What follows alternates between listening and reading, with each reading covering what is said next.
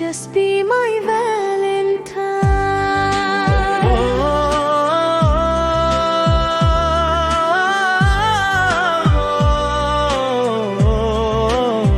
Love is in the air. Come fast and stay forever. Be my Valentine. Come fast and stay forever. Be my Valentine. Just be my Valentine. Be my Valentine. Just be my Valentine. Come fast and stay forever. Be my Valentine.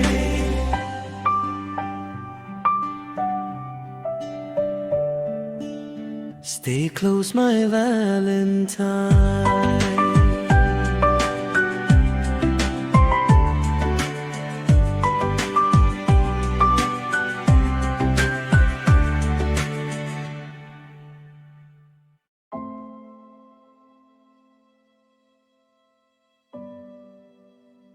আজ যে গল্পটা বলবো সেটা কোনো অংশেই মন গড়া নয়। আমার ছোটবেলার একজন খুব কাছের মানুষের গল্প এটা। ওর হাসি মুখটা চিরকাল আমার মনে থাকবে। তবে প্রথমেই খানিকটা ডিসক্লেইমার দিয়ে রাখা ভালো, এই গল্পের শুরু যেমনই হোক না কেন, শেষটা ঠিক আমার ভাবনার মতন ছিল না। ওর নাম দীপক। ভেবেছিলাম ওর কথা আর ভাববো না, কোনোদিন কাউকে আর বলবও না। কিন্তু সেদিন লেকের ধারে বেড়াতে গিয়ে যখন হঠাৎ বৃষ্টি নামলো, সেই সময় একটা অদ্ভুত অপরাধবোধ যেন চেপে ধরছিল নিজেকে। বারবার একটাই প্রশ্ন ঘুরে ফিরে মাথায় পাক খাচ্ছিল, কেন কেন আমি সেদিন ওর কাছাকাছি ছিলাম না।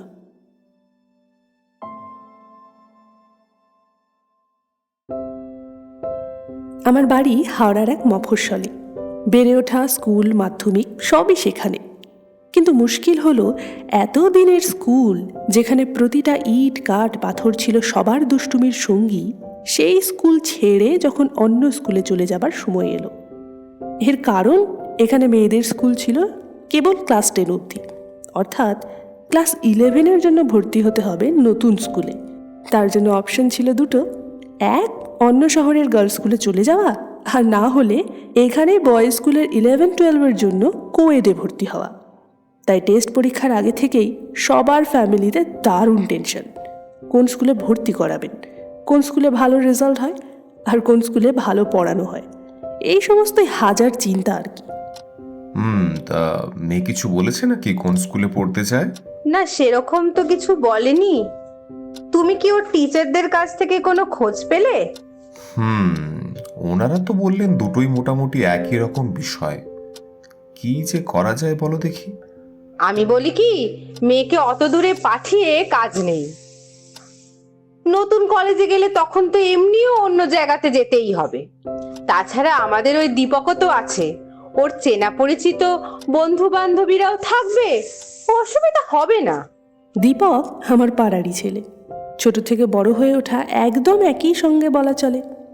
ক্লাস 5 থেকে আলাদা স্কুল না হলে বলা যেতেই পারত একেবারে পিঠোপিঠি বন্ধু। কিন্তু ওই পাড়ার একমাত্র সমবয়সী মেয়ে হওয়ার কারণে বয়েজ আর গার্লস স্কুলের চক্করে পড়ে সেটাই একটু বাধাই পড়েছিল। তবে বিকেলে দীপক আর পাড়ার অন্য বন্ধুরা মানে কৌশিক, মদন, ওরা মাঠে আসতো, আর সেখানেই আমাদের আড্ডাটা চলতো। এই যেমন আজ ওদের আলোচনার বিষয় এই একই রকম, স্কুল। ভাই, তোদের ঘরে কি আলোচনা চলছে? কোন স্কুল? আমার ঘরে আপনি সবাই যেখানে আমিও সেখানে।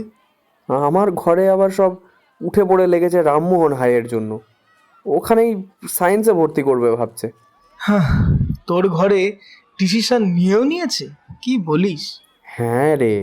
কিরে রেশমি, তোর বাড়িতে কোথায় ঠিক করলো? আরে ধুর, ওকে নিশ্চয়ই আবার গার্লসই দেবে। ভাই, মাঝে মাঝে দেখা করতে আসিস, বাইরে গেলে তো আর আড্ডা দিতে পারবি না। না, আরে এবার বাড়ি থেকেই ঠিক করেছে, টাউনেই থাকছি আর এখানের স্কুলেই।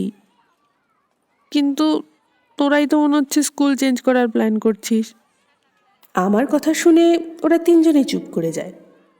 আচমকা দীপক নড়ে চড়ে উঠে মদন আর কৌশিকের দিকে তাকিয়ে বলে, প্লিজ ভাই, তোরা তোরা সবাই একটু ভালো করে মাধ্যমিকটা দে, তারপর তারপর আমরা আমরা সবাই না হয় একসঙ্গে একই স্কুলে থাকবো, রেশমিও আমাদের সঙ্গে থাকতে পারবে। কিন্তু তোর বাড়িতে তো আরে ধ্যাত, বাদ দে তো, আমি মা বাবাকে বুঝিয়ে ঠিক ঠিক ম্যানেজ করে নেবো। আরে এত বছর পর আমরা আবার একসঙ্গে একই স্কুলে চান্স পাবো। সেদিন দীপকের গলায় কি যেন একটা ছিল, আর এই জন্যই দীপককে হয়তো এত ভালো লাগে। কথা দেওয়া হলো একে অপরকে যে একই স্কুলেই পড়া হবে। দীপক সত্যি নিজের বাবা মাকে বলে কয়ে রাজি করালো। মাধ্যমিকের পর আবার সবাই একই স্কুলে আমরা। পুরনো স্কুল ছেড়ে যেতে মন বেশ খারাপ করছিল ঠিকই, কিন্তু ছোটবেলার বন্ধুদের সাথে আবার একই স্কুলে পড়তে পারার আনন্দ কোনো অংশেই কম ছিল না। তবে সেই আনন্দ কোন ফাঁক দিয়ে দৌড়ে যাবে আমরা কেউই বুঝিনি।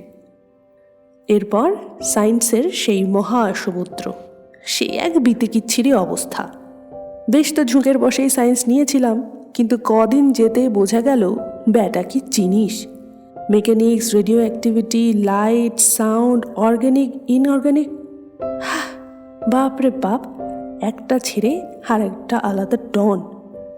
আমি যাও বা একটু সামাল দিচ্ছিলাম, কিন্তু বাকিগুলো যে কেমন ঘোল খাচ্ছিল সেটাও টের পাচ্ছিলাম। আর তার উপর ওই যে হালকা দাড়ির ছোঁয়ায় পিঠে ডানারাও সাড়া দিচ্ছিল। দীপকও সেই স্রোতেই গা ভাসালো। ওর বেশ কিছু বন্ধুই মাধ্যমিকের পরে অন্য স্কুলে চলে গিয়েছিল। একদিন হঠাৎ সেই পুরনো বন্ধুদের সাথে দেখা হলো একজনের দিদির বিয়েতে। নতুন স্কুলে এসে বন্ধু হওয়ার সূত্রে আমিও নেমন্তন্ন পেয়েছিলাম। দীপকের সঙ্গেই ভিড়ে গেলাম ওদের আড্ডায়। আড্ডা চলাকালীন ওর এক পুরনো বন্ধু তপন যেন আমাদের দিকে তাকিয়েই কিছুটা বাঁকা স্বরে বলল, হ্যাঁ ভাই, লাইফ তো তোদের। কি বলিস? কিসের আবার লাইফ? স্কুলে কত মেয়ে ভাই, যাওয়ার পরে তো দেখি আমাকে তো ভাই ছাড়িয়ে দিল মা বাবা অন্য জায়গায় দেবে বলে। তারপর আর কজনের সাথে ভাব হলো ভাই। এখানে বলে রাখা ভালো, আমার পুরনো স্কুল ছিল আগা গোড়া গার্লস, কিন্তু দীপক কৌশিকদের সঙ্গে মেলামেশার সূত্রে ছেলেদের সাথে মিশতে আমার খুব একটা অসুবিধা হয়নি। আবার উল্টো দিকে ওরা আমি ছাড়া অন্য কোনো মেয়ের ছায়া মারিয়েছে বলে মনে হয় না। কি কি কি বলছিস তুই? কিসের ভাব? বাবা, বুঝতে পারছিস না যেন? কি হলো, ভুল জায়গায় ভুল কিছু বললাম? সাথে কি এরা বৌদি নাকি? আরে নমস্কার বৌদি। আরে এই এই শালা, এই কিছু না শুনে আলবাল বলে দিলে হয়ে গেল নাকি? কি বকছিস? আরে ও আমার ছোটবেলার বন্ধু রেশমি, আমি, কৌশিক, মদন আর ও, আমরা সব একই পাড়ার। আর এখন আমাদের স্কুলে 11-এ ভর্তি হয়েছে। ও আচ্ছা আচ্ছা, সরি সরি, আমারই ভুল। হ্যাঁ হ্যাঁ, এই আসি বুঝলি, সবিক ডাকলো মনে হয়। এরপর তপন নার্ভাস হয়ে প্রায় সঙ্গে সঙ্গে কেটে পড়ে, সাথে ওদের বাকি বন্ধুগুলো। এদিকে আমি আর দীপক একে অপরের মুখের দিকে তাকাই। এইরকম একটা সিচুয়েশনে হঠাৎ আমার লজ্জাই পাচ্ছিল ওর সামনে দাঁড়াতে। আসলে কখনো এমনটা তো হয়নি, মানে আমার যে দীপককে ভালো লাগে না তেমনটা নয়, কিন্তু স্পেশালি এরকমভাবে কেউ কখনো ভাবতে বাধ্য করেনি। কিন্তু তখন তপন যে কথাটা বলল, এরপর হঠাৎ মদন আর কৌশিকের সঙ্গে দীপকের কথোপকথনে আমার ভাবনার ঘোর কাটে। আরে ভাই, তপন কিন্তু খারাপ কিছু বলেনি বুঝলি। আমাদের কিন্তু সত্যি কোনো মেয়ের সঙ্গেই বন্ধুত্ব হয়নি। হুম, আমাকে ওর মধ্যে অ্যাড করবি না। আমি চন্দ্রানী আর অঙ্কিতার সঙ্গে আলাপ করে বন্ধুত্ব করেছি। শালা, বলিসনি তো কখনো? সে তোরা খেয়াল করবি কেন? ক্লাসে মেয়ে সেবার সবার সাথে একটু অ্যাটিটিউড আন। মেয়েদেরকে দেখা আমাদের স্কুলের ছেলেরা আসলে ঠিক কি, তা না করে ব্যাটারা শুধু ক্লাস করছে। ও ওদের আমাদের হিরো এলেন। মেয়েদের সাথে ইসিনা কে বলেছে? হ্যাঁ, রেশমির সাথে ইসিনা বুঝি? এই এই কৌশিক কিন্তু ঠিক বলেছে রে মদন। আরে রেশমি তো আমাদের ছোটবেলার বন্ধু, ওটা আলাদা ব্যাপার। আমাদের তো আরও কারো সেরকম মানে স্পেশাল ভাব নেই, তাই না? দীপকের এই কথাটাই কেন জানি না হঠাৎ মনের ভেতর একটা কাঁপুনি দিল। কিছু না বলে আমি অন্যদিকে চলে এলাম। সেদিন বাড়ি ফেরার সময় মনে হলো, সত্যিই তো কি বোকা আমি। আমরা সত্যি কেমন যেন একটা গণ্ডির ভেতর নিজেদের বেঁধে ফেলেছি। আচ্ছা, নতুন বন্ধু বানাতে ক্ষতি কি? ক্লাস শুরুর প্রথম দিন থেকেই দেখে আসছি আগে থেকে থাকা ছেলেপুলেদের নিজেদের বানানো নিয়ম। প্রথম ক্লাসেই মেয়েরা প্রথমের দিকের বেঞ্চে বসবে বলে ব্যাগ রেখে যায়, তাই প্রথম 3টে রোতে শুধু মেয়েরাই বসে। আমি বসতাম 3 নম্বর বেঞ্চটায়, যাতে দীপক আর কৌশিকদের সঙ্গেও আড্ডাটা দেওয়া যায়। একদিন দেখি দীপক আর মদন এই 2 মক্কেলে বেশ তাড়াতাড়ি স্কুলে পৌঁছে অত্যন্ত সযত্নে ওদের ব্যাগ 2খানা আগে ভাগেই রেখেছে সেকেন্ড বেঞ্চে। প্রথমে মোটামুটি সবাই দেখে ও না দেখার ভান করেছিল, কিন্তু ক্লাসের 1 নম্বর হোমরা চোমরা 2 মক্কেল প্রকাশ ওরফে পকা আর অঙ্কন এলো বুক টান করে। সে সময় দীপক আর মদন ক্লাসরুমের বাইরে ইতস্তত ঘোরাফেরা করছে। পকা প্রথমে ওদের সামনে এসে দাঁড়ালো, তারপর দাঁত চেপে বলল, এই যে 2 মক্কেল, তোরা এসে ওখানে ব্যাগ রেখেছিস? হ্যাঁ রেখেছি তো। রেখেছি মানে? তুই এখানে নতুন যে তোকে নিয়ম শেখাতে হবে? কি নিয়ম? কোথাও লেখা আছে? দাদাগিরি ফলাচ্ছিস নাকি রে? দাদাগিরি আমি ফলাচ্ছি নাকি তুই? খালি তো সেকেন্ড বেঞ্চে বসার জায়গা বসবো বলে ব্যাগ রেখেছি, এতে অসুবিধাটা কি? তবে রে, এখানে কি হচ্ছে তোদের? এই সময় দেখি ওদের পেছনে একটা মেয়ে এসে দাঁড়িয়েছে। মেয়েটাকে আমরা আগেও দেখেছি, পড়াশোনায় বেশ ভালো। নামটা যে কি সেই মুহূর্তে মনে পড়ল না। কি হচ্ছে রে তোদের এখানে? ওর কলার চেপে ধরেছিস কেন প্রকাশ? হ্যাঁ, ওরা অন্যদের জায়গায় ব্যাগ রেখেছে বসবে বলে, ওদের না। হ্যাঁ রে, তোদের পড়াশোনা নেই? সকাল সকাল এসে মারপিট করছিস। ওরা আগে এসেছে, ব্যাগ রেখেছে, তোরা বসতে চাস না, তোরা বসবি না। মেয়েরা এমনিতেই এসে শেষ পর্যন্ত সামনেই বসে। অদ্ভুত। আমরা সবাই তো একই ক্লাসের নাকি? বন্ধু তো, মারপিট করবি তাই বলে? 11টা বাজতে চললো, প্রেয়ার শুরু হবে। এবার আয় সব তোরা, নাহলে সব কটাতে না মার খাবি হেড স্যারের কাছে, এই বলে রাখলাম। এরপর কেউ আর কোনো কথা বলতে পারল না। সেদিন টিফিন পিরিয়ডেই একটু ভালো করে পরিচয় হয়েছিল সকালের সেই মেয়েটার সাথে। ওর নাম শ্রাবণী, সুন্দরী বুদ্ধিমতী মেয়ে। শুধু বুদ্ধিমতী বললে ভুল হবে, আসলে ক্লাসের টপার ছিল সে। এখনো ভাবি সেই দিনটা যদি না আসতো তাহলে হয়তো ভালোই হতো। ওই একটা দিনই ধীরে ধীরে দীপকের জীবনের মোড় ঘুরিয়ে দিতে শুরু করেছিল। সেদিনের ওই ঘটনার পর থেকে একটা অদ্ভুত ব্যাপার খেয়াল করতে শুরু করেছিলাম।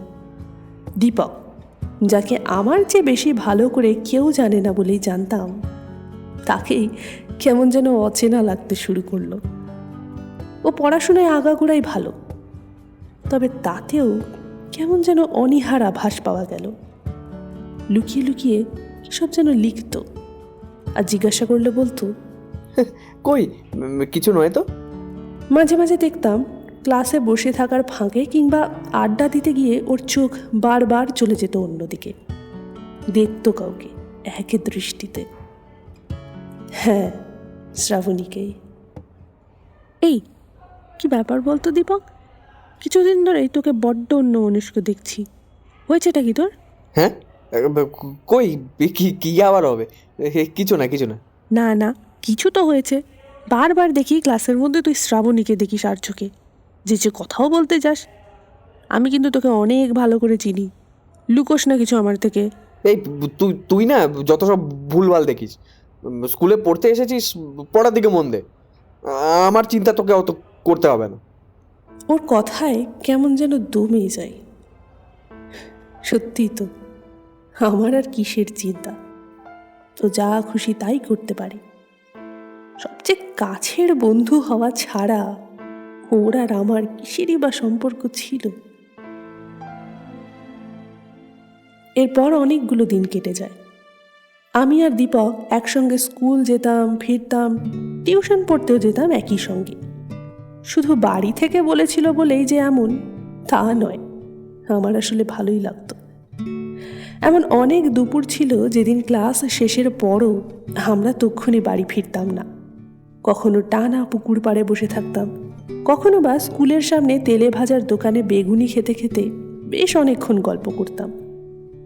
তবে ইদানিং দেখি দীপকের চোখে অন্যরকম একটা চুপচাপ ভাব, যেটা আগে ছিল না। একদিন আর থাকতে না পেরে আবারও জিজ্ঞেস করেই বসলাম, কি রে বাবা, কি হয়েছে ঠিক করে বল তো তুই। আরে না রে, সেরকম কিছু না। ওই তো মানে পড়া টড়া, বাড়ির চাপে একটু মাথা গরম থাকে, এই যা। শুধু ওইটুকুই? তুই কি আমাকে বোকা পেয়েছিস? অনেক দিন ধরে এটা নিয়ে এড়িয়ে যাচ্ছিস। দেখ, আজ কিন্তু তোকে বলতেই হবে। বল না রে, বল না, কি হয়েছে তোর? আচ্ছা মানে দেখ, তোকে তোকে একটা কথা বলবো, তবে হাসবি না তো? না, হাসবো কেন? তুই বল না। আসলে আসলে আমাদের ক্লাসে শ্রাবণী আছে না, ওকে না আমার ভালো লাগে খুব। ওকে দেখলেই না আমার মনের ভেতরটা কেমন যেন হয়ে যায়। ওর হাসি দেখলে মনে করে কেমন যেন আলাদা ভাব লাগে একটা।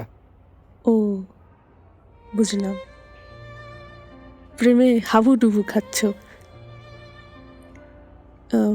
কিন্তু সে কি কিছু জানে? কিছু বলেছিস? এখনো কিছুই জানে না রে। আমি জানি না যে ওকে আদৌ কোনোদিন বলতে পারবো কি না। মানে বলতে পারবি না কেন? ও অন্য জগতের মানুষ ভাই, ক্লাস টপার। আমি আমি আমি ঠিক জানি না আমি কিভাবে বলবো ওকে। মুহূর্তের জন্য আমি থমকে গেছিলাম। যদিও এই বিষয়টা আমার কাছে অজানা ছিল না, কিছুটা আন্দাজ তো করেইছিলাম, কিন্তু তাও বেশি রিয়্যাক্ট করলাম না। বুঝতে পারছিলাম না ঠিক কি বলা উচিত। বাস্তবের সামনে মুহূর্তেই এলোমেলো হয়ে যাওয়া নিজের অনুভূতিগুলোকে তখনও তো গুছিয়ে উঠতে পারিনি। আবার এদিকে ওকে হতাশ অবস্থায় দেখেও বেশ খারাপই লাগছিল। তাই কিছুটা সময় নিয়ে বহু কষ্টে টুকরো হয়ে যাওয়া অনুভূতিগুলোকে নিজের ভেতর বন্দি করে বলে ফেললাম, আরে তুই কি খালি দূর থেকে দেখে দেখে নিজের জীবন নষ্ট করবি রে পাগল? হয় এগিয়ে গিয়ে বল, না হলে আচ্ছা শোন, এক কাজ কর, ওর সাথে না তুই ভালো করে মেশ, কথাবার্তা বল, তারপর সুযোগ বুঝে নিজের মনের কথা জানিয়ে দে।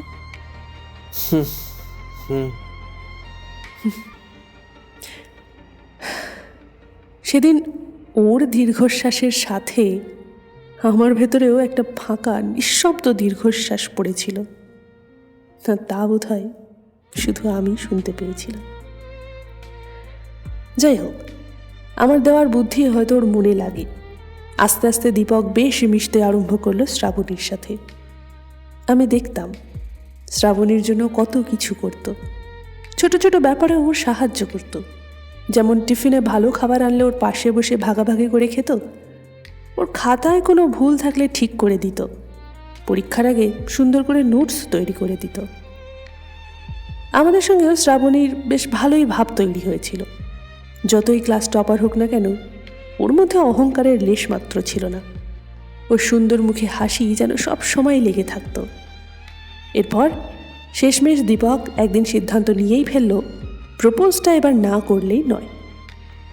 ক্লাস 11-এর ফাইনাল পরীক্ষা এই এক আজব জিনিস। মাধ্যমিকের বড় বড় রথী মহারথীকেও মাটিতে নামিয়ে আনার ক্ষমতা এর। আমি কোনো রকমে 79%, কৌশিক মদনরা 67 আর 71। কিন্তু মাধ্যমিকে যে দীপক অঙ্কে 99, সে 11-এর ফাইনালে 100-তে 28, ফিজিক্সে 35, কেমিস্ট্রিতে 40। এইসব সামলে প্রপোজ করা দুঃসাহসিক কাজ, কিন্তু দীপক তার পরোয়া করল না। আসলে এই বয়সটায় প্রেমের সুবাসে মানুষ হয়তো এরকমটাই করে। শ্রাবণী, একটু শুনবি? হ্যাঁ বল। না মানে একটু প্রাইভেটলি বলবো, মানে এদিকে আসবি একবার? আচ্ছা, কিন্তু কি ব্যাপার?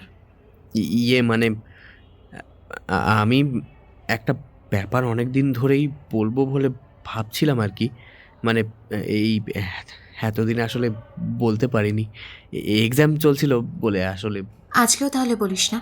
হ্যাঁ বলছি আজকেও তাহলে বলিস না? আরে বাবা, এবার যা বলার জলদি করে বল দেখি। আসলে বলতে চাইছিলাম না, মানে আমার তোকে, মানে আমার আসলে মানে আসলে মানে আমার। আরে বাবা, তখন থেকে কি আমি আসলে মানে কি বলছিস তুই এতক্ষণ ধরে? যা বলার পরিষ্কার করে বল দেখি। আসলে আমি না তোকে খুব ভালো লাগে, মানে আমি তোমাকে খুব ভালোবেসে ফেলেছি। কথাগুলো বলেই ও চোখ বন্ধ করে ফেলে। ওদিক থেকে কি রিয়াকশন আসবে তা একেবারেই জানা নেই। তাই মাঝের কয়েকটা মুহূর্ত কাটলো বেশ কিছুক্ষণের নীরবতায়। দীপক ভাবছে আবার চটটর খেয়ে যাবে না তো, তাহলে প্রেস্টিজে একেবারেই ক্যামাক্সিন।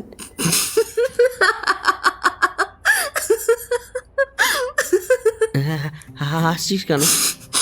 হাসবো না? এটা বলতে এত সময় লেগে গেল তোর? তখন থেকে গোত্তা খাচ্ছিস। তাহলে মানে এর উত্তর কি হবে তোর? কে বললো তোকে আমার ভালো লাগে না? তবে প্রেম করার জন্য এখনো তো সারাটা জীবন পড়ে আছে, তাই নয় কি?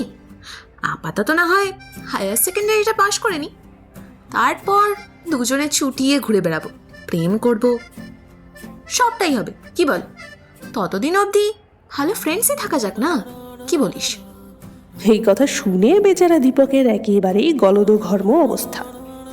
তার মানে লাড্ডু ফুটতে শুরু করেছে। শ্রাবণী ততক্ষণে সামনে এগিয়ে গেছে, আর ওর যাওয়ার পথে দীপকের দৃষ্টি স্থির, মন জুড়ে খুশির মরশুম। অবশ্য এই ঘটনা বাড়ি ফেরার পথেই আমাকে জানায় দীপক। All done. আচ্ছা, রিয়াকশন কি?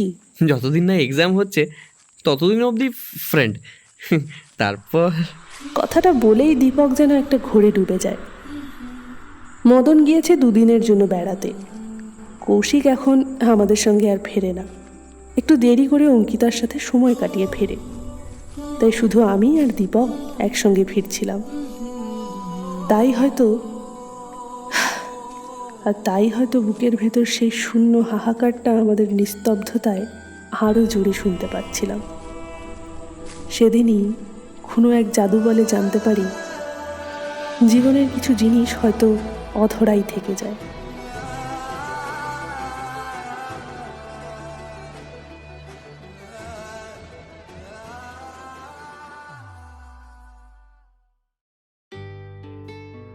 দিনগুলো বেশ কেটে যাচ্ছিল।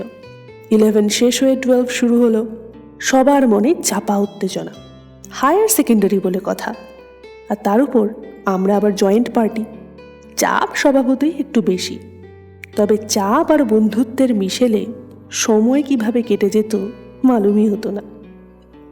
এদিকে দীপক আর শ্রাবণী, এরাও দুজনে বেশ নিজেদের মনের মতো চলছিল। প্রথম ওদের অন্তরঙ্গতার ভাবটা বুঝে মন খারাপ হতো ঠিকই, তবে আমি নিজের মনকে বেশ গুছিয়ে উঠেছিলাম। মনে মনে ভাবতাম, এভাবেই যদি ওরা পরেও ভালো থাকে, দীপক যদি ভালো থাকে, তাহলে এই ভালো, ওরা এমনই থাকুক। কিন্তু হ্যাঁ, যতই নিজেকে গুছিয়ে নিই, ওই একটা কিন্তু কোথাও যেন চুপটি করে থেকেই যায়। এরপর টুকটুক করে ফাইনাল এক্সাম এগিয়ে এলো, আর তারপর আস্তে আস্তে তার পালাও শেষ হলো। কিন্তু দীপকের মুখের রং কেমন যেন ঘোলাটে হতে থাকলো। ব্যাপার কি? সব কিছু ঠিক থাকার কথা। হালকা শীতের সেই বিকেলে মাঠেই চেপে ধরলাম ওকে। এই, তোর আবার কি হয়েছে? কি আবার হবে? কিছু না তো। ও আচ্ছা, এই ব্যাপার, বেশ ঠিক আছে, বলতে হবে না তোকে, তুই রাখ তোর চিন্তা তোর কাছে। আরে কি হলো কি? আরে এই রেশমি, শোন না, রাগ করিস না ভাই। তুই তুই তুই বস এখানে, তুই বস। আচ্ছা বসলাম, এবার বল দেখি। ভাই শ্রাবণীর সাথে কি আর দেখা হবে না? হ্যাঁ, সে কি কথা? মানে কি হয়েছে? মানে জানিসই তো, অল ইন্ডিয়া জয়েন্ট এক্সাম শ্রাবণের খুব ভালো হয়েছে। র্যাঙ্ক এলেও আইআইটি পড়তে অন্য জায়গায় চলে যাবে। এটা শোনার পর থেকে কেমন যেন অস্থির লাগছে রে। যে এতে সমস্যাটা কোথায়? জানিস, শ্রাবণী প্রমিস করেছিল স্কুল কমপ্লিট হলেই আমরা সবসময় একসঙ্গে থাকবো, একসাথে ক্লাস অ্যাটেন্ড করব। কিন্তু কিন্তু আমি তো ওর মতো ভালো পড়াশোনায় নই, র্যাঙ্কও অত ভালো হবে না যে ওর সঙ্গে এক কলেজে ভর্তি হতে পারবো। ও অত দূর চলে যাবে। আচ্ছা আচ্ছা রেশমি, আমাদের আমাদের আবার কবে দেখা হবে? আরে বাবা, আচ্ছা ও কি সত্যি সত্যি তোকে ছেড়ে পরের ঘরে বিয়ে করতে যাচ্ছে? যাচ্ছে তো পড়তে। ফোন আছে, ইন্টারনেট আছে, কথা তো চলবেই। মাঝে মাঝে বাড়িতেও তো আসবে, তখন দেখা সাক্ষাৎ তো হবেই। তুইও না। আরে না, মানে মানে এতদিন আমাদের ফ্রেন্ডশিপই ছিল, জাস্ট রিলেশনের শুরুতেই এরকম লং ডিস্টেন্স স্টার্ট হলে। কি হয়েছে তাতে? আচ্ছা, শ্রাবণীকে তোকে এসব নিয়ে চিন্তা করতে বলেছে? আরে না, মানে আমি আমি বিষয়টা একটু খুলে বলায় ও নিজেও বলল আমি আমি বেশি ভাবছি। কিন্তু তুই বল, ও এত ভালো মেয়ে, নতুন জায়গায় নতুন নতুন মানুষ আসবে, আমার মতো ছেলেকেও কেন মনে রাখবে বলতো? ও তো তোকে এত ভাবতেই বারণ করেছে, তাহলে তোর এত টেনশন কি বলতো? হ্যাঁ হ্যাঁ, তাও তো ঠিকই ঠিকই বলেছিস, বেকার আমি ভুলভাল ভাবছি। এই তো, চল, অনেকক্ষণ হলো, এবার বাড়ির দিকে এগোই। আর হ্যাঁ, এইসব ভাবিস না, শোন, সময় এলে সব সামলে নিয়েছি তো আমি, নাকি? তোকে কোনো চিন্তা করতে হবে না এত। চল এবার চল। বলেই উঠে পড়লাম দুজনে। দীপককে চিন্তামুক্ত থাকার কথা বললেও এই সব চিন্তা আমার মাথাতেও ঘুরতে লাগলো। এরপর যথাসময়ে ফল বেরোলো। প্রত্যাশা মতোই শ্রাবণী সত্যি দারুণ রেজাল্ট করলো, একেবারে তাক লাগিয়ে দেওয়ার মতন। দীপকের সাথে সেদিন বিকেলের পর থেকে আর দেখা হয়নি। আচ্ছা, ও কি শ্রাবণীর এত ভালো রেজাল্টের কথাটা জানতে পেরেছে? কে জানে। এই খবরটা জানাবার জন্য ওর বাড়ি গেলাম, কিন্তু গিয়ে দেখলাম ও বাড়িতে নেই। কাকিমা জানালেন কোথাও বেরিয়েছে, কিন্তু তিনি জানেন না কোথায় বেরিয়েছে। এরপর একা হাঁটতে হাঁটতে টাউনের বেশ অন্যদিকেই চলে আসি। অনেকটা সময় গড়িয়ে যায়, এদিকে বাড়ি ফেরারও সময় হয়ে আসে। ফেরার পথে একটা ফাঁকা গলিতে অপ্রত্যাশিতভাবেই শ্রাবণীর সাথে আমার দেখা হয়ে যায়। দ্রুত এগিয়ে যাই ওর দিকে। আরে শ্রাবণী, এই কংগ্রাচুলেশনস রে, কোথায় পেলি? থ্যাঙ্কস রে, এখনও কনফার্ম হয়নি। আইআইটি তো হবে না মনে হয়, বাট এনআইটি শিওর। বাহ, দারুণ ব্যাপার। এই শোন না রে, তুই কি দীপককে কোথাও দেখেছিস? বাড়িতে তোকে পেলাম না, তুই কি জানিস ও কোথায় আছে? ও, আমার সঙ্গে কথা আছে বলে ডেকেছিল বটে, তবে চলে আসবে কিছুক্ষণেই, বাড়িতেই হয়তো। আমি আসি রে, অনেকক্ষণ হলো বেরিয়েছি, বাড়ি যাই এবার। এরপর বেশ কিছুদিন দীপকের সঙ্গে আর আমার দেখা হয়নি। কিছুদিন পরে দেখলাম শ্রাবণীও চলে গেল ত্রিচিতে, এনআইটিতে চান্স পেয়ে। কিছুদিন পর আমাদেরও জয়েন্টের রেজাল্ট বেরোলো। খুব খারাপ র্যাঙ্ক হলো না, তবে ভালো একটা কলেজে চান্স পেয়ে গেলাম। খবর পেলাম দীপকের ফল খুব একটা আশানুরূপ হয়নি, তাই একটা প্রাইভেট কলেজে ভর্তি হয়েছে। 4 বছর, বড় একটা কম সময় নয়, কিন্তু তাও বইয়ের পাতার মতোই আস্তে আস্তে উল্টে যাচ্ছিল সময়গুলো। বিটেকে ভর্তি হয়ে দীপক নিজেকে দারুণভাবে গুছিয়ে নিয়েছিল। আমাদের সাথে দেখা সাক্ষাতের সেরকম সুযোগ হচ্ছিল না, তবে মাঝে মধ্যে খবর পেতাম আবার সেই পুরনো তালে দীপক ফিরে এসেছে। বেশি খুলে না বললেও বলেছিল শ্রাবণীর সঙ্গে লং ডিস্টেন্সেই অ্যাডজাস্ট করে নিয়েছে। শুনলাম প্রথম 2 বছর শ্রাবণী বাড়িতে ফিরলে ওরা বেশ ঘোরাঘুরি করেছে, আর তারপর পড়ার চাপে শ্রাবণীর আর ফেরা হয়নি। আর এদিকে আমরাও সবাই আস্তে আস্তে ব্যস্ত হয়ে পড়ছিলাম। এরপর কলেজ শেষ হলো। দীপক ক্যাম্পাসিংয়ে বেশ ভালো একটা চাকরি জোগাড় করে নিল, সাথে আমিও। দুজনেরই পোস্টিং কলকাতায়, তবে দু প্রান্তে। আমার সেক্টর 5-এ আর দীপকের পার্ক স্ট্রিটের কাছে একটা নামি আইটি কোম্পানিতে। এবার আবার দেখা শুরু হলো আমাদের। উইকেন্ডে দেখা করতাম, আড্ডাও চলতো। একদিন এই আড্ডার মধ্যেই দীপক একটা খবর দিল। এই জানিস, শ্রাবণীয় ক্যাম্পাসিংয়ে জব পেয়ে বেঙ্গলেরই একটা কোম্পানিতে জয়েন করেছে। কি বলিস রে, তাই নাকি? এই কদিন হয়ে গেল, তুই বলিসনি কেন? আরে ওকে নিয়ে আসবি তো, দেখা তো করা। সেই স্কুলের পরে তো ওর সঙ্গে আর দেখা কথা কোনোটাই হয়নি। শুধু নিজে নিজে প্রেম করলে হবে? আর বলা, আমি নিজেই জানতাম না। জানতিস না মানে? আমাকে বেশ অনেক দিন ধরেই সেভাবে কিছু বলছে না। কলেজের লাস্ট 2 ইয়ার দেখাও হয়নি, যদিও ও আমাকে প্রতিবারই বলেছে ব্যস্ততার জন্য হচ্ছে না। হতেই পারে। কোথায় ও? আর তুই কি করে জানলি? দেখা করিসনি তোর সাথে এখনো? ওই সেদিন ফেসবুক ঘাঁটতে ঘাঁটতে ওর প্রোফাইলটা চোখে পড়ে গেল।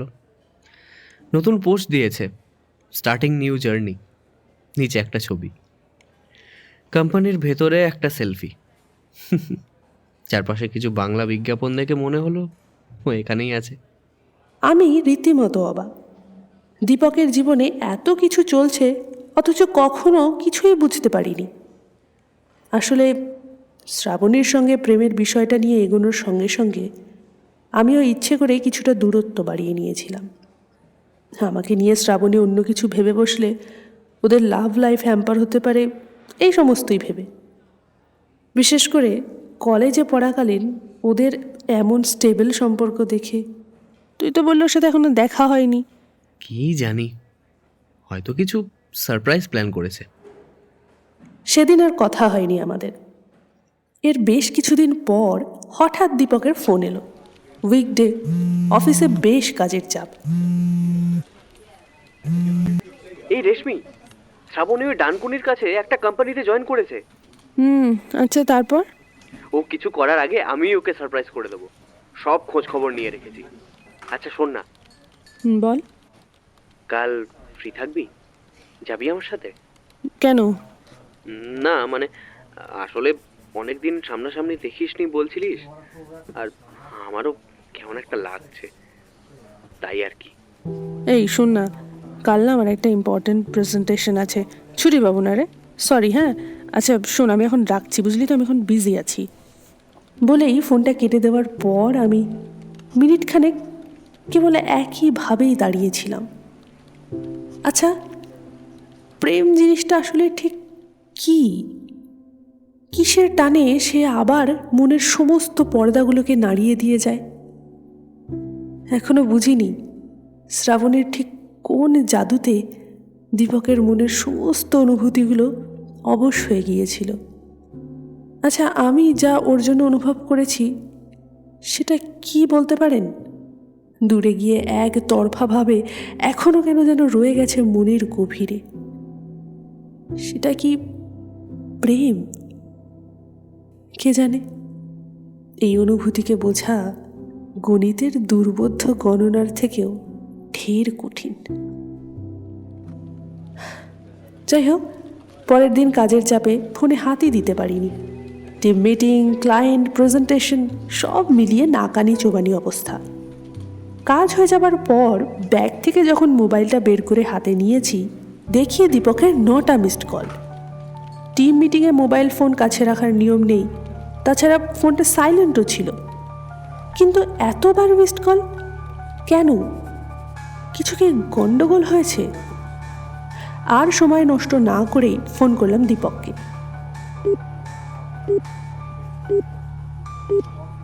The number you are trying to call is currently not reachable. Please try again later. এরই মধ্যেই আমার হাতের তালু ঘামতে শুরু করেছে। মাথার মধ্যে আচমকা উড়ো চিন্তার ঝড় পাক খেতে লাগে।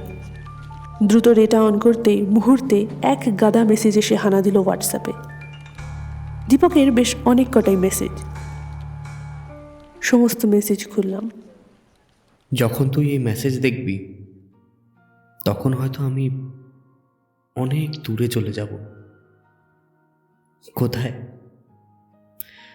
ওই ছোটবেলায় মা বলেছিল ঠাকুমা আমাকে ছেড়ে ওই দূরে আকাশের তারা হয়ে গেছে।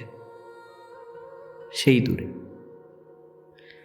প্রথমে ভাবছিলাম জানিস তো যে তুই যদি থাকতি সেখানে ভালো হতো, তবে এখন মনে হচ্ছে তুই না এসে ভালোই করেছিস। সবটা জানলে হয়তো তোর জীবনেও ভালোবাসার প্রতি ভরসা অনেক বাজেভাবে উঠে যেত রে। গত 5 বছর ধরে একটা মেয়ে আমাকে আমাকে না জানি কোন মোহতে বেঁধে রেখেছিল। যেদিন প্রথম ওকে মনের কথা জানিয়েছিলাম মনে মনে খুব আনন্দ পেয়েছিলাম, কিন্তু হায় ভাগ্য, শ্রাবণী আসলেই আমার মতো নয়। সেদিনের সেই স্কুল বিল্ডিংয়ে সারা জীবন থাকার কথা যে আমাকে কেবল ভুলিয়ে রাখার জন্য ছিল, সেটা বুঝতে আমার এতগুলো বছর সময় লেগে গেল। ও আমাকে যে আশার আলো দেখিয়েছিল তার সবটাই মিথ্যে ছিল রে, সবটাই মিথ্যে ছিল। ওকে ইমপ্রেস করার চক্করে আমি যখন গা ভাসিয়ে দিয়েছি, ও তখন ছিল নিজের কেরিয়ার গড়ার তাগিদে, নিজেকে তৈরি করছিল। এটাই তো ঠিক, এটাই তো ঠিক। সত্যি সত্যি কি বোকা আমি। তোর মনে আছে নিশ্চয়ই না, আমার সেই প্রথম মেরে যাওয়া, মন মরা হয়ে থাকা। জানিস শেষ দিনও বলেছিলাম ওর নরম হাতখানা ধরে, শ্রাবণী শ্রাবণী আমায় ছেড়ে এত দূরে চলে যাস না, আমি থাকতে পারবো না। কেন জানি না রাগে ফুঁসে উঠেছিল। বলেছিল আমার জন্য ওর নিজের কেরিয়ারের কোনো ক্ষতি করতে পারবে না। ঠিকই ছিল, কিন্তু কিন্তু কেন আমাকে এর পরেও এত আশা দিয়ে রাখলো বলতো? জানিস ও শহর ছাড়ার পর আমি আবার নিজেকে প্রতি মুহূর্তে ওর যোগ্য করে তোলার চেষ্টা করেছি, কিন্তু কিন্তু ওর মন আমি কখনো পাইনি রে। শেষ কয়েক বছরের কথা বলছিলাম না তোকে, ওর না আসা, দেখা না হওয়া, হবে কি করে? ও তো সম্পর্কটা কখনো সিরিয়াস নেয়নি, আমাকে ভুলিয়ে রেখেছিল। বলা নেই কওয়া নেই, যোগাযোগ বন্ধ করে দিয়েছিল। কি করে বলতাম বলতো তোকে সে কথা?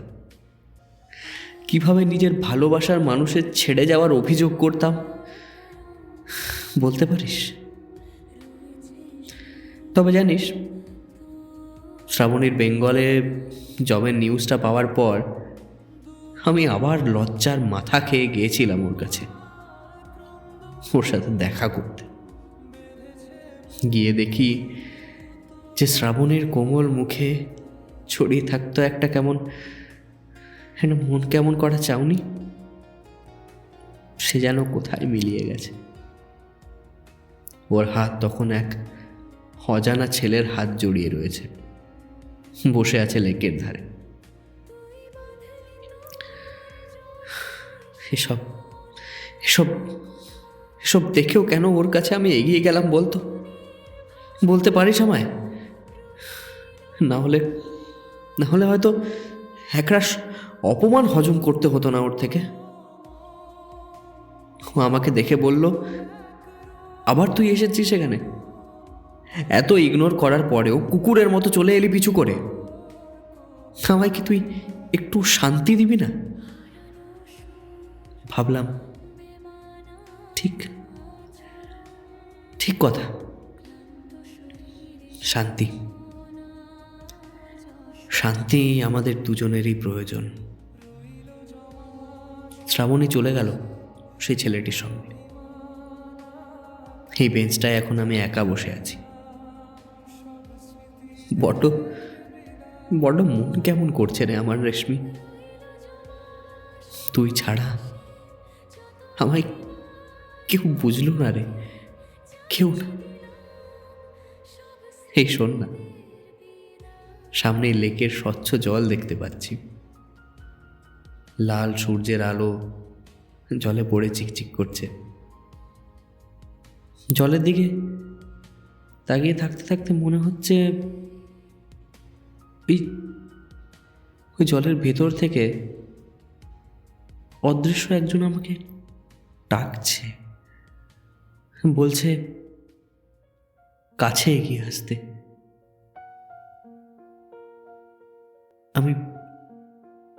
আমি চললাম বুঝলি। মেসেজটা এখানেই শেষ হয়। মুহূর্তেই আমার চারপাশের কোলাহল স্তব্ধ হয়ে একটা দম বন্ধকর অস্বস্তি যেন আষ্টে পৃষ্ঠে বেঁধে ফেলতে চায়। না, আর দেরি নয়, আমাকে দীপকের কাছে পৌঁছাতে যত তাড়াতাড়ি সম্ভব আমাকে দীপকের কাছে পৌঁছাতে হবে। কিন্তু আমি যে অনেকটা দেরি করে ফেলেছিলাম। হয়তো আমি ওর কাছে থাকলে, ঠিক সময় ওর পাশে থাকলে আজ এমনটা হতো না। কিন্তু দোষ কাকে দেব? যে মানুষটা কখনোই ভালোবাসেনি তাকে, নাকি যে ভালোবেসে কাঙাল হলো তাকে? আর হয়তোবা দোষ আমারই, যে শুধু অপেক্ষা করে গেছে এটা ভেবে যে কবে তার ভালোবাসার মানুষ তাকে লক্ষ্য করবে, কবে সে এসে বলবে আমিও তোকে ভালোবাসি। কি জানি আর কত জীবন এভাবে নষ্ট করবে ভালোবাসা।